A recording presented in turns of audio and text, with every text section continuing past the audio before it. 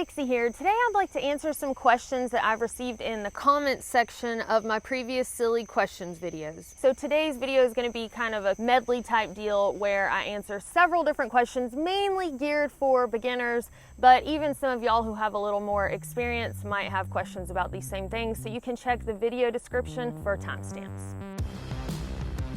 The first question is about using a CPAP on trail, and the person asked, do you know anybody who has used a CPAP on trail, and if so, could you give us some insight?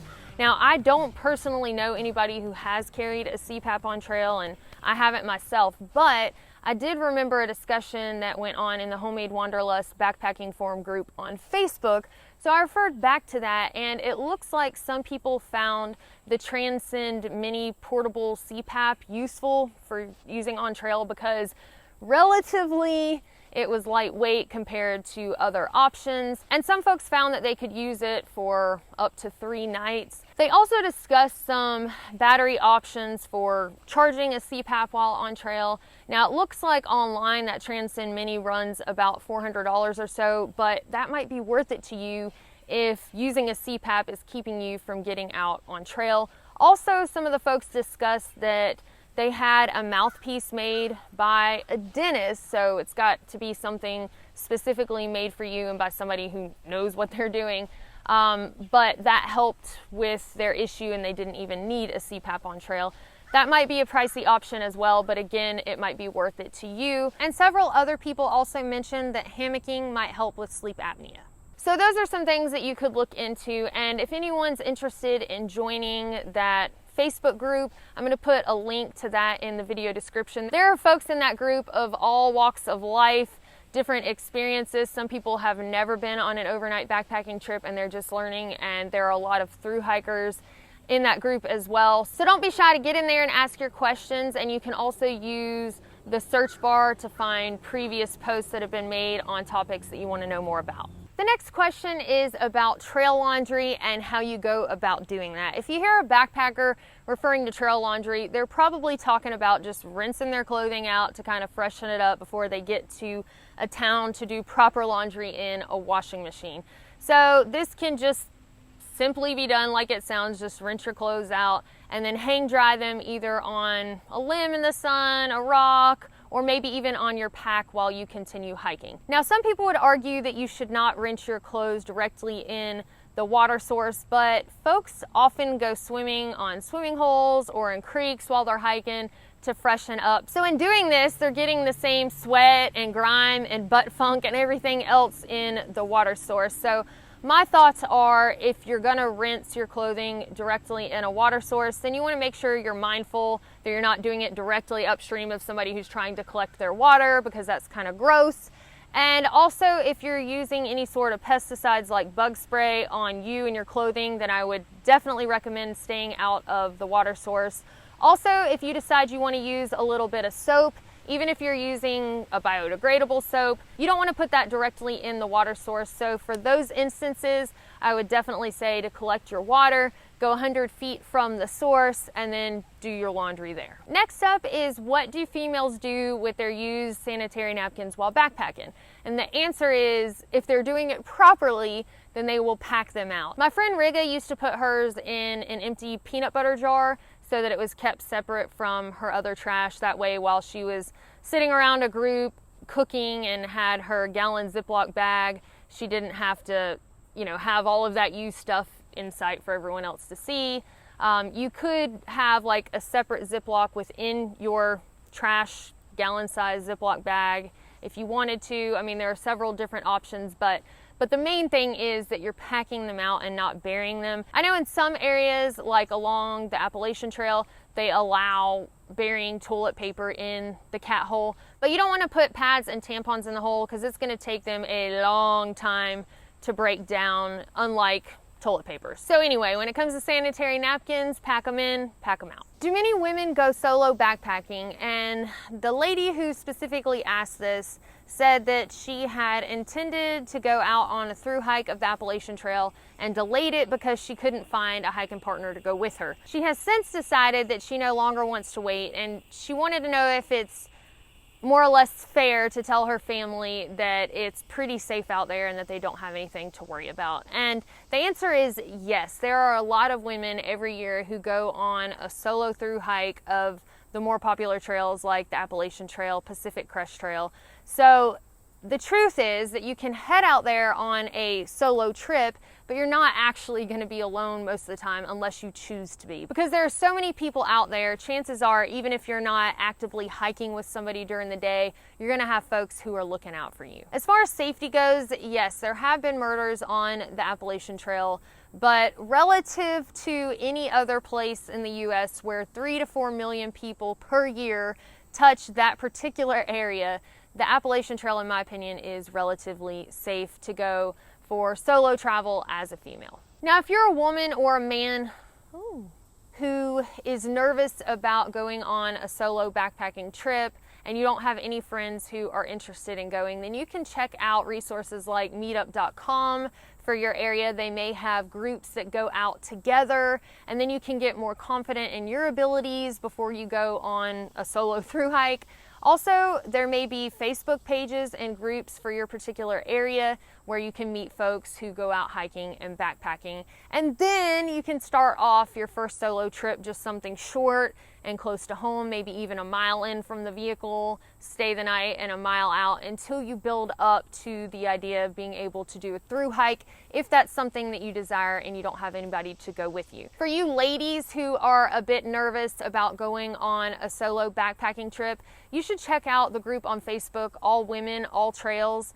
There is a really good base there of women who are encouraging to one another, and some of them have recently been on solo backpacking trips and can probably share some tips that they learned about their experiences. The next question is, have you seen many men wearing kilts on trail? I've heard that it's cooler to do so. Now, I don't know if he's referring to cooler as in the way it looks or cooler as in breezier, but either way, yes, I have seen a handful of men who hike in kilts, and obviously I'm not talking about your traditional made out of wool and hand-stitched kilt, but something that mimics it, that's made out of a more synthetic, quick-drying material and used in the world of athletics like backpacking, etc. I asked about this in a post on my Facebook page just to kind of get an idea of where folks are getting these athletic kilts, and several men suggested sportkilt.com, and then there was another fella who used a Mountain Hardwear kilt. So I'm sure there are quite a variety of different brands and specifications depending on what you're looking for. I've heard there are a couple of benefits to wearing a kilt on trail. First of all, the fact that yes, it is more breathable and breezier, so this can help reduce chafing, especially in addition to using something like a Gold Bond powder or Body Glide for anti-chafing. And then of course it makes it easier to go to the bathroom without having to expose yourself quite as much. Now, there aren't only men wearing kilts, but there are women who are also wearing kilts or skirts, skirts, and dresses while they hike. One of the skirts that I've heard good things about from the ladies is the Purple Rain adventure skirt, but again, I know there are many brands out there and different styles. Apparently kilts in the lack don't bind like shorts and pants when you're going up steep inclines, and also they're easy to dress and undress when you're in the closed confines of your shelter. How do people find time to take several months or weeks to go do hobbies such as hiking and biking? Like, what about work? I feel like this is a case-by-case thing, but I only get one day off a week and would love to go for longer hikes. So it is a case-by-case basis for sure, but I think the main thing is that people who live lifestyles where they're out adventuring a lot, that is life to them. Like, they so strongly desire to be out backpacking, biking, traveling, etc., that they kind of build their life around that. Now, with that comes for sure some serious sacrifice. So I don't think that all of the folks who are out on through hikes, for example, are extremely wealthy and they can just afford not to work for 6 months. I think that they give up a lot. And sometimes that's selling their home. Sometimes that's only doing seasonal jobs, so taking a big cut in pay from a career to working seasonal jobs, like maybe working on ski slopes all winter long and then hiking in the spring and the summer and then going back to doing something seasonal again. So It's definitely something that can be a big sacrifice for a one-time thing, or it can be a lifestyle change. But either way, I think the common denominator is these people decided that it was a big enough priority to them that they were going to make it happen. And that might not be that you can go off for a 6-month period. Maybe for you individually, that's saving up enough off time at work where you can go 1 week, and that's what you can do, but that's okay. But most of the people who do something like this, it didn't just come easy, or they didn't just have this beautiful golden opportunity handed to them. They had to really make some sort of big change in their lives to make it happen. Now, I understand that a single parent of 5 children is probably going to have a difficult time saving up enough money to go on a thru hike, you know, let alone getting the time off work or quitting their job to go do it. I get that. But can't you always do a little bit more than what you're already doing to be happier or to head towards that goal that you have? So maybe that mom could take a couple of days of vacation time and take her family camping, and from that base camp they go on day hikes during the day, you know? So I think the biggest thing that I realized at some point in my life is that I didn't want to live to work. I didn't want to just go to work and be miserable Monday through Friday just to get off and like sit in my pajamas and feel sorry for myself all weekend long while I watched TV and ate ice cream. I mean, sometimes it's nice to do that, but you know, I realized that I wanted more, and I wanted to make living a priority. But I had an ex-boss tell me that he wanted employees that lived to work. And I realized right then that I was definitely the wrong person for that company, because life is precious to me, and I wanted to make sure that I could enjoy mine to the fullest. And thankfully, you know, I had the opportunity, because I didn't have any children or anybody depending on me, to make that lifestyle change when I did. But it's never too late for you, and it's never certainly too late to head in the direction of where you and it's certainly never too late to start heading in the direction of where you do want to go. I think people would be a lot happier as a whole if they would stop focusing on what they can't do and really start putting focus and effort into what they can do. My sinuses are not so hot. How do you handle blowing your nose on trail? Do you just blow out one side while holding the other shut? This, my friends, is what we refer to as a snot rocket. And me personally, I can't say I never have snot rocketed, because certainly I have, but that's like a last resort for me. I prefer to find even a larger leaf, as long as I can identify that it's not poison, to blow my nose on if I'm just in a predicament. But if you find yourself blowing your nose several times throughout the day and you feel like this is going to be an issue for you, then I would highly recommend having a bandana or 2 or 3 with you. You can just tie your bandana to your shoulder strap so it's easily accessible and you don't drop it out of your hip belt pocket or something. And then, depending on the frequency in which you blow your nose, maybe you do some trail laundry, rinse it out somewhere, and then hang it on your pack to dry. And you can always pull out your other dry bandana. That way you don't end up causing your nose some like chafing and soreness, or it gets raw from rubbing it with a wet bandana. And then you can just keep rotating those out as you are on your backpacking trip. How do you do river crossings? Do you just walk right across with your shoes on?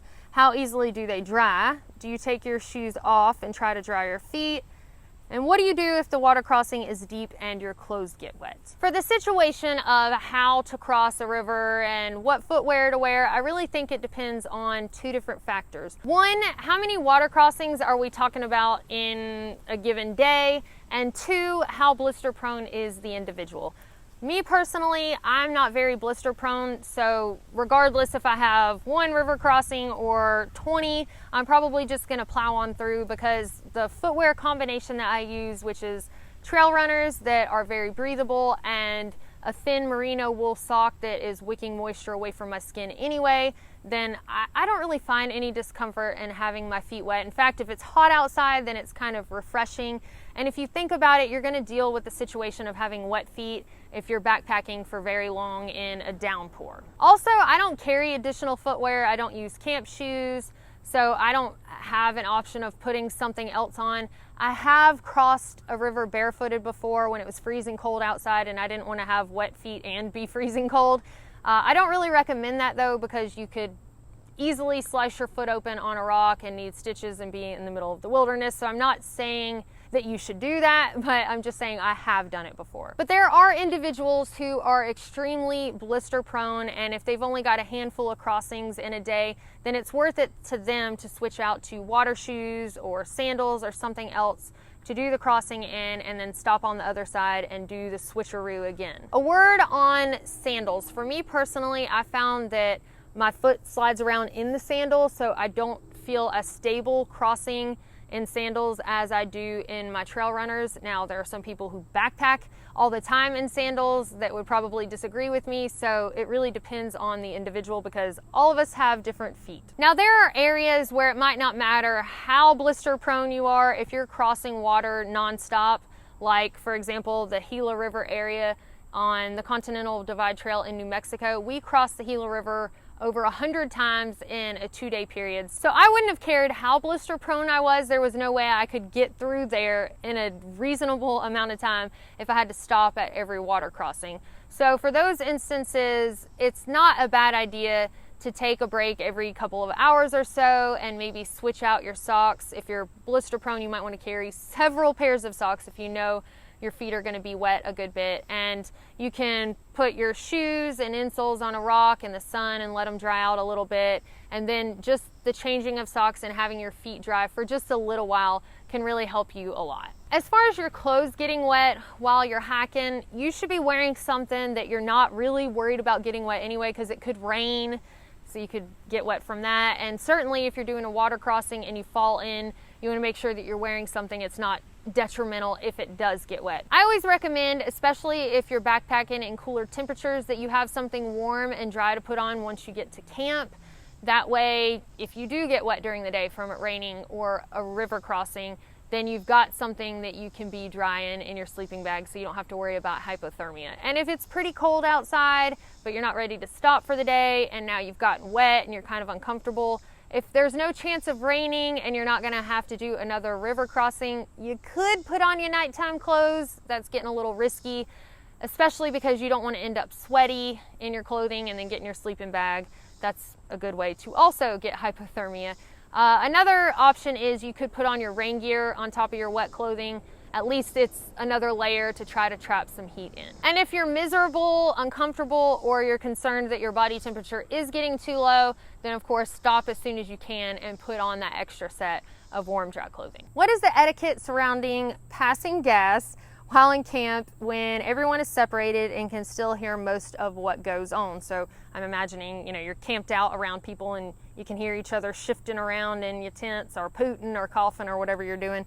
So this person says, do you say, excuse me, and risk waking anyone up who's asleep, or just pretend it didn't happen, or that it came from somebody else's tent? One of the great things about backpacking is these facades and discomforts that we have tend to fade away. And it's the same with Pootin, farting, passing gas, whatever you want to call it. It's a very natural thing for animals to pass gas, including us humans. So when you're out on trail and you're around somebody for any extended period of time, you're both gonna probably have to poot. And I found that I was a little worried about this when I started my thru hike on the Appalachian Trail, but after being around the same people, eventually you gotta go, and it comes out and people laugh and giggle, but eventually you just get over it. And I just kind of let them go if I have to do it. Me and my friend Rigga used to kind of turn our booties off the side of the trail, and we probably still strung it along and made the other person walk through it, but we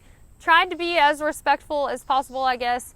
But the whole embarrassment thing just kind of fades away. And it got to be where I didn't even have to be around somebody for an extended period of time to feel comfortable doing that in front of them. I just had to know that they were also a backpacker who was just gonna do that. It's just something that you have to do, and it becomes very normal. In fact, it became so normal to me to just kind of let them rip that when I was through hiking the Pacific Crest Trail, I was in town at a shoe store with my friend Perk, and I bent over to tie a shoe that I was trying on, and the sales lady was right there, and one just kind of came on out, and I didn't really even think about I should be embarrassed about it until I heard Perk kind of giggle, and I saw the look on the lady's face. She didn't say anything, she just kind of tried to act like she didn't hear it, but it was taking a lot of effort, and I was like, yeah, I forgot that people in the real world don't just do things like this in front of each other, and they think it's kind of rude. So all of that to say that something that I was concerned about became very normal to me. So I guess from the beginning, you'll just do what feels right to you. You know, if you hear enough people kind of moving around and you feel a need to say, excuse me, then go for it. Chances are people are probably going to snicker when you do that, but I really think that you'll find it just becomes something that's very natural because it is. Hello. Don't push too hard. For real though. All right, y'all, well, that is all I have for you today. If you have a question that wasn't answered in today's video, then I'll put the link to some of my other Q&As that I've done in the video description, or you can leave your question in the comments below, and I'm sure that myself or somebody in this community who's got some experience will be happy to answer your question. Thank y'all so much for watching. Don't forget to subscribe before you go, and we will see y'all next time.